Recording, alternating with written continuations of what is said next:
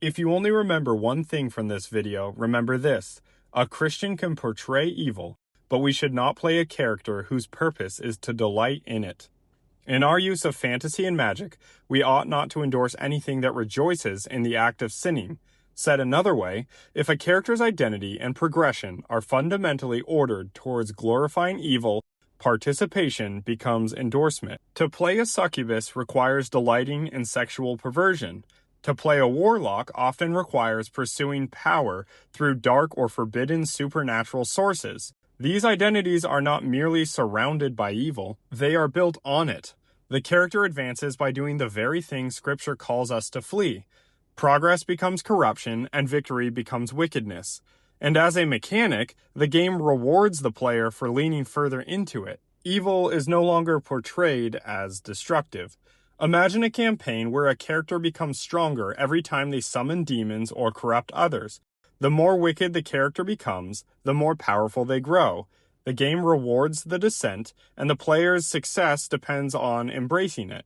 That is no longer merely portraying evil, it is progressing through it. But this does not mean Christians must remove evil from their stories. Demons may be slain, covens of witches may be overthrown, and dark kingdoms may rise and fall.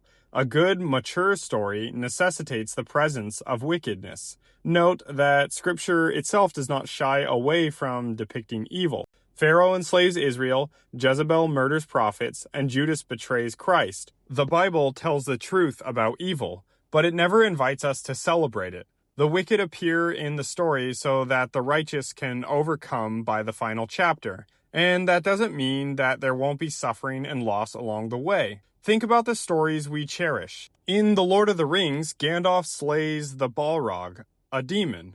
The story would not be better without the Balrog. Would the story improve if Sauron, the orcs, and Gollum were removed? If Frodo and Sam simply took a pleasant walk to drop a ring into a volcano? Of course not. But for you to cherish the light, you must notice the absence of it. Which brings us to a unique aspect about tabletop games. In most stories, we watch the hero, but at the table, we become the character. The story moves through our decisions. Playing the knight who fights demons is very different from playing the demon that tempts the knight.